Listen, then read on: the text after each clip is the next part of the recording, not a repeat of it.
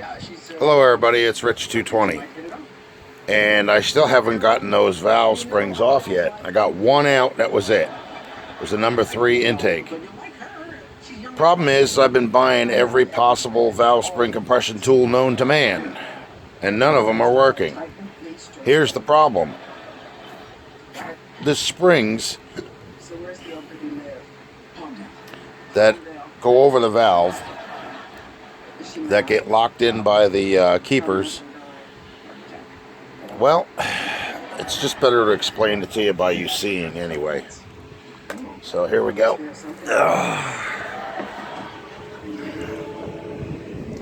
What I did was I had 2 of the cheap Japanese C-clamp ones.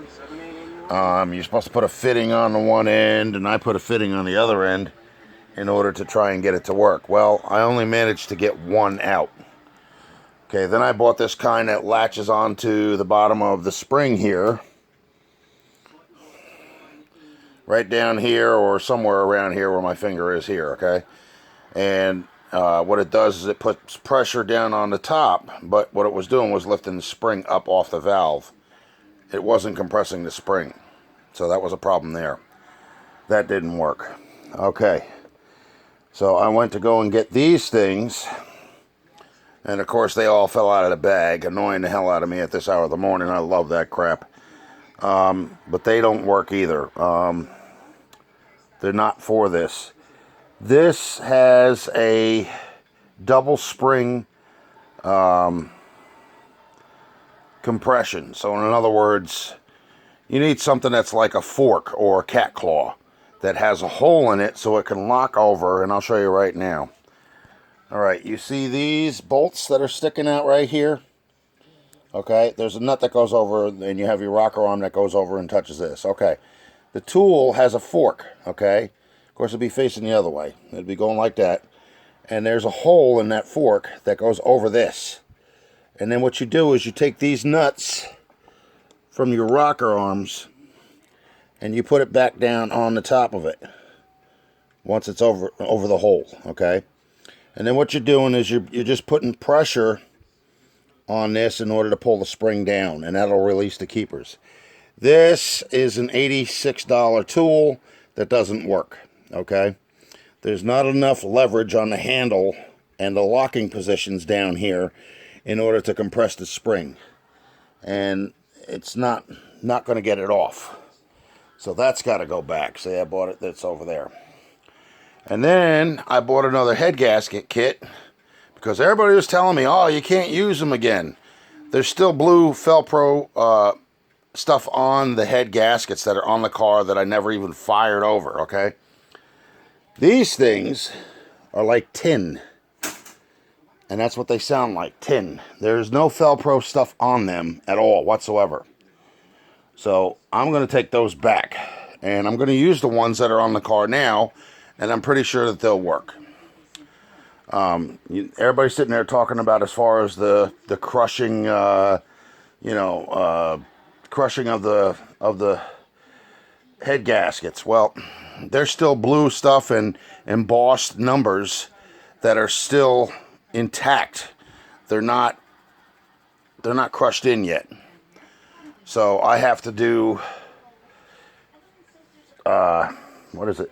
It's supposed to have little O-rings for all of these. See right up top, there's supposed to be a little black O-ring. None of these have it. Okay? Not a single one of them.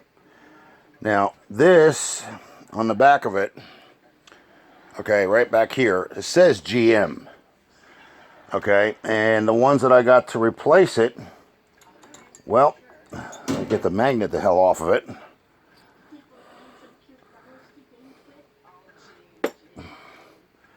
These are the same thing. They're not stamped GM, but maybe they are. Okay. They look just like the old one. I wish you could see this better. The lighting in here really sucks, folks. Okay, see the top on that? Here's the used one. Now, this one is bent.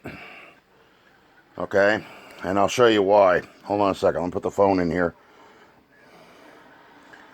so that way you guys can see what I'm talking about. I have to turn it this way. I got my, what the hell I call that, tripod sitting here, so I'll show you just what I'm talking about. Okay, now where's the bent one? This is the bent one right here. This is the number 3 intake that I took out. Now, this is how you tell. Look at the top. See how it's bent? Just enough. That little warp in there will cause it not to seal. Okay, so that's the problem. And as you see with this one, she's not bent. I mean, you have to do this yourself in order to be able to tell, you know, from your own visual perspective. But, yeah, that's the kind of tool I need. I can't use any of these tools because they don't do any justice. When you have a secondary spring inside of the mainspring, and it's like a flat piece of metal. Like, you know, when you take a pair of metal cutting shears and it has like that much metal and it goes around, you know, goes around like that. Well, that's pretty much what's in here, but I'm sure it's not like that. I'm sure it's a lot more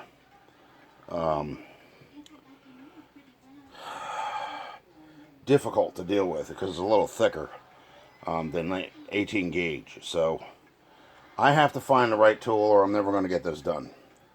And it's a simple tool. It's not something as complex as this. So once I get that, then I'll be able to do this. Until then, you know, it's in my house here. Ain't nothing I can do about it until I get the right tool. Alright, folks. Like and subscribe. Ring the bell for post notifications and leave a comment down below. And I'll see you in the next one. Bye.